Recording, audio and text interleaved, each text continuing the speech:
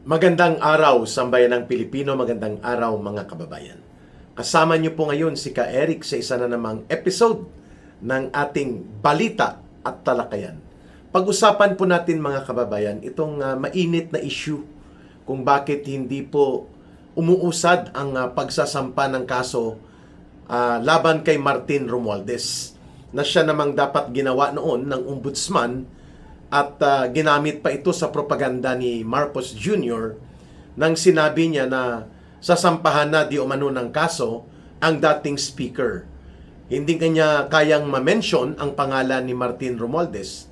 Nagdrama pa siya na masakit daw para sa kanya ito. Subalit, bakit hindi ba natutuloy at hindi kayang itulak ni Marcos Jr. ang kanyang asong tagapag-atake, attack dog, asong tagapag-atake na si Boying Rimulya para masampahan ng kaso, kriminal, plunder, multiple counts, itong si Martin Romualdez. Siguro may katotohanan nga, mga kababayan, itong mga binabanggit noon ni Romualdez na kapag siya ay pinilit na ilalaglag, ay talaga namang magkalaglagan na, magkabukuhan na. Dahil hindi niya papayagan ang kanyang sarili na gagamitin daw siya bilang sangkalan o scapegoat sa mga katiwalian at korupsyon ng ibang mga tao. So pinapanindigan pa rin ni Romualdez ang kanyang tinatawag na pagka-inosente. Pero alam natin na siya ay kasabwat at kasangkot kay Marcos Jr. sa pagbubuo nitong sindikato nila sa flood control. At ngayon nabubulgar na nga pati itong tinatawag na Convergence and Special Support Program, yung CSSP, na umabot din sa 1.1 trillion pesos. Ang pundo na pinagdududahan din ay nawala din dahil sa loob ng 3 taon, ito ay naging source din ng mga ghost projects. So ano ba ang holdings ni Martin Tambaluslos kay Marcos? Siguro balikan natin kung ano ang ibinunyag ni Saldico laban kina Marcos at kina Romualdez. Number 1, sinabi ni Saldico na pareho pong dinidilibiran o hinahatiran ng mali-maletang mga pera si Marcos Jr., si Martin Romualdez, at pati po ang anak nila na si Sandro Marcos.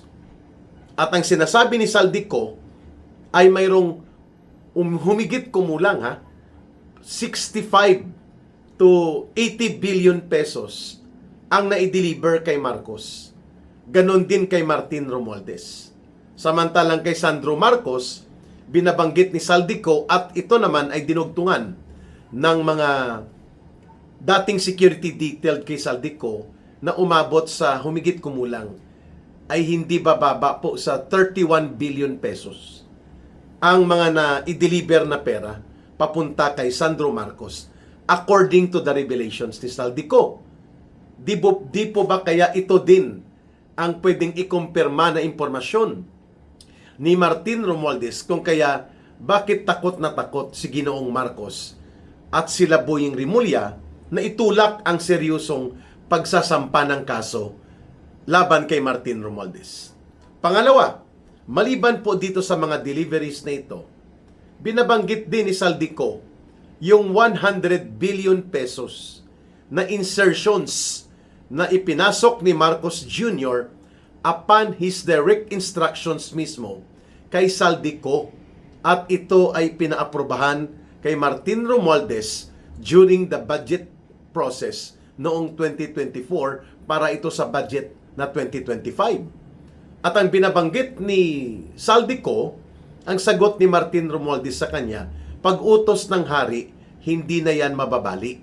Referring to that order of Marcos na ini-release po o ipinaabot kay Saldico nang biniripay niya ito, yun nga ang sinabi ni Yusek Jojo Cades. Dati itong undersecretary ni Marcos na isa sa mga itinuturo ni Saldico na bagman at tagapag-areglo ni Marcos sa mga kinukurakot na pundo. At ang isa ay itong si former Undersecretary Adrian Bersamin, si Little Boy, na apo sa pamangkin ni dating Executive Secretary Lucas Bersamin. Ngayon, kinukumpirma mga kababayan ni Adrian Bersamin na nag-deliver nga ng pera itong mga tauhan ni Saldico at mayroon nga itong mga message exchanges kay Leandro Liveste na pilit namang itinatanggi ito ni Marcos, subalit hindi po nila ito maipakita kung tama o hindi ang naturang impormasyon, sapagkat no less than si Ping Lacson ang nagbulgar niya na may mga 8 billion pesos na natanggap na deliveries si Adrian Bersamin at hindi niya dinugtungan ni Ping Lacson na ang tinutukoy doon ay si Martin Romualdez. Ayan. Kaya naman, ito ngayon ang sinasabi ni Saldico na siya namang ipinangtatakot ni Martin Romualdez sapagkat pwedeng kumpirmahin nga ni Martin Romualdez yung mga binanggit ni Saldico, and there will be corroborating testimony now that will reinforce and validate the information of revelations made by Saldico patungkol sa pagiging mastermind ni Marcos sa ganitong uri ng kalakaran ng pandarambong na pilit itinatanggi ni Marcos. At ito pa, sinabi din ni Saldico na itong si Sandro Marcos ay nagkaroon po ng humigit kumulang ay mga aabot sa 51 billion pesos ang insertions niya, mga kababayan, dito sa kanyang mga ginawa, no, laban kay Marcos, mga kababayan. So ang nagpapakita nito ay malinaw na ang binabanggit noon ni Saldico pwedeng ikumpirma ni Martin Romualdez na totoo ang mga nabanggit na insertions, totoo ang naturang mga nabanggit na mga deliveries, at pati na po ang itinulak ni Marcos na sinasabing umabot sa 100 billion pesos na insertions mismo ni Marcos. Kaya naman pala nag-aalangan si Boying Rimulya na itulak ang naturang investigasyon at mga pagsasampa ng karampatang kaso laban kay Martin Romualdez kasi pwede talagang sumabog ito. That's number 1 point. Number 2, may binabanggit pa si Saldico na nagkaroon ng investigasyon tungkol sa agricultural smuggling na kinasasangkutan ng asawa ni Bongbong Marcos Jr. na si Lisa Araneta Marcos. At ano po ang sinasabi ni Saldico? Humigit kumulang sa loob po ng 2 taon na nasa Department of Agriculture si Ginoong Marcos bilang concurrent cabinet secretary, mga 20 billion pesos po ang kinita sa smuggling nila Lisa Araneta, Sandro Marcos, at ang kapatid ni Lisa Araneta na tinatawag na si Mike Alpha o itong si Martin Araneta. At kaya nga po napagalitan noon si DA Secretary, Department of Agriculture Secretary Kiko Laurel dahil nga binanggit niya na tinatawagan siya under pressure nila Lisa Araneta at nila Martin Araneta at pati ni Sandro Marcos na wag nang magbigay pa ng anumang impormasyon doon sa investigasyon sa agricultural smuggling. At ito nga ang inariglo ni Martin Romualdez, na wag sumabog ang iskandalo na ito. Di po ba ito ay kasama sa posibilidad na mga ikakanta ni Martin Romualdez laban kay Ginoong Marcos? Itong tungkol sa agricultural smuggling na ito. At marami pang detalye nito, including ang papel ni Lisa Araneta at ng kanyang kapatid doon sa mga pinagkakakitaan na sindikato na diskarte sa Bureau of Customs, mga kababayan. Kaya naman pala, halatang halata na dinidribble lang ni Boying Rimulya itong naturang mga kaso na matagal na sanang isinampa laban kay Ginoong Marcos, kay Ginoong Romualdez, sapagkat pwede talagang sumabog si Martin Romualdez para isalaysay at isisiwalat niya kung ano-ano ang mga detalye ng pagkakasangkot ng buong pamilya ni Ginoong Marcos dito sa mga gawaing kasindikatuhan na nangyari po doon sa Bureau of Customs, Department of Agriculture, at marami pang iba. Kasama po dito ang pagkukumpirma na sa budget 2025, mahigit kumulang 100 billion pesos ng pondo ng mamamayan ay parang naging personal na pork barrel ni Bongbong Marcos Jr. And that is the reason, I think, mga kababayan, kung bakit hindi makapalag, hindi makabira, hindi mabanat-banatan direkta ni Marcos at ni Boying Rimulya itong si Martin Romualdez, because hawak ni Martin Romualdez ang confirmatory information doon sa mga revelations na nauna ng inihayag ni Ginoong Saldico patungkol sa lalim at lawak ng sindikato ng pangungurakot at pandarambong nila Marcos at ng kanyang pamilya, partikular ng kanyang anak na si Sandro Marcos, si Lisa Araneta at ang kapatid ni Lisa Araneta na tinatawag nilang si Mike Alpa o si Martin Araneta. Ito ang dahilan kung bakit sa loob ng mahigit isang taon hindi umuusad ang kasong kriminal na dapat ay naisampa na kay Martin Romualdez, sapagkat kapag ginawa ni Marcos at nila Boying Rimulya yan, sasabog ang mga detalye ng iskandalo na ito na pilit ibinabaon ni Marcos at ng kanyang asawa at ng kanyang anak. Kaya tumutugma po ito sa lohikal na konklusyon o sa makatarungang pag-iisip ng mga nag-oobserba that indeed si Martin Romualdez po ang may hawak sa liig ni Marcos Jr. at ni Lisa Araneta at ni Sandro Marcos, because the confirmation of details of information doon sa mga isiniwalat ni Ginoong Saldico patungkol sa sindikato nila, hawak-hawak ito ni Martin Romualdez. And this can change the landscape of reaction of the people kapag nangyari po na isisiwalat at ididetalye ni Martin Romualdez ang lahat ng ito. Kaya ang ginagawa ni Marcos na taktika, delay and dribble, and then magkunwari at magdrama-dramahan, gumimik-gimik lang para okay na.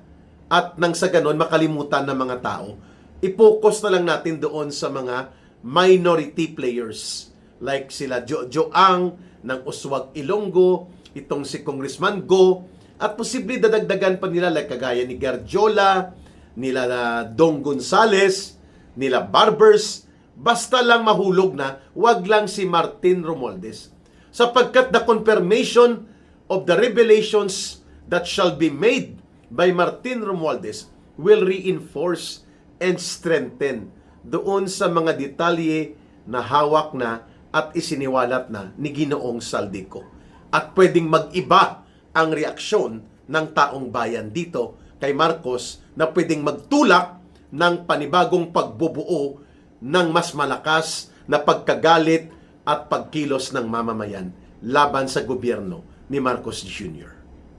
Pero kung ako kay Martin Romualdez, baka mapatawad pa siya ng taong bayan at bibigyan siya ng pagkakataon to redeem himself at maibangon niya pa ang sarili niya at matulungan niya ang buong bansa na makabangon at makarecover sa kabulukan ni Marcos Jr. at ang pamilya niya, isiwalat na niya ang lahat-lahat bago mahuli pa na lumala at lumugmok ng lubusan ang ating gobyerno at siya ay kakatayin na ni Marcos at ipapakulong bago pa mahuli ang lahat.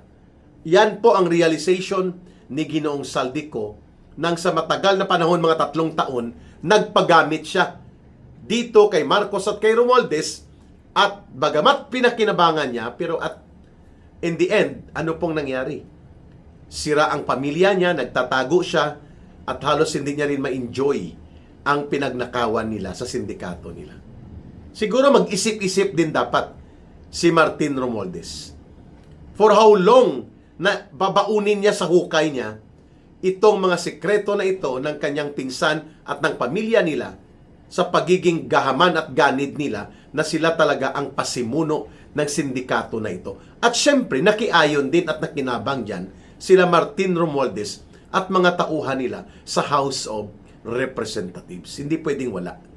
Pero mag-iiba po ang timpla at pagtrato ng taong bayan kung paninindigan at isisiwalat ni Martin Romualdez ito at tulungan niyang mapalayas na ng lubusan ang napakasama at napakagahaman at abusado at napakakurakot at bulok na gobyerno ni Marcos Jr.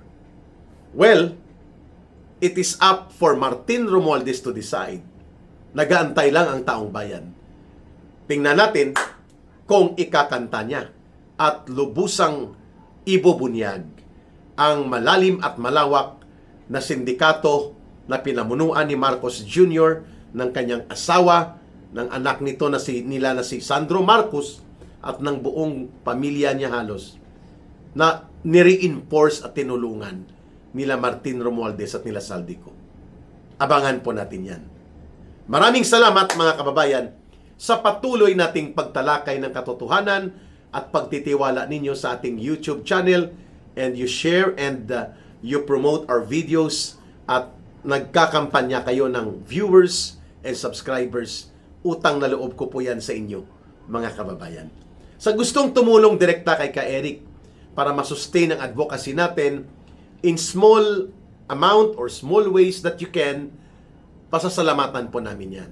Ang gamit ko po na GCash line ay 0916-308-7710. Kay Langging po yan direkta. 0916-308-7710 Ruhilda Celis. Kung sa akin personal nyo po i-coordinate o ipadala, okay din po. Maraming salamat din. 0956-582-0764. O ulitin ko po 0956-582-0764. Eric Almendras. Kay Ka Eric naman po yan. Mabuhay po kayo. May God bless and protect you always. And Allah be with those who are Muslim brothers and sisters. Bye for now. Ito po si Ka Eric. Mabuhay ang sambayanang Pilipino. Saludo.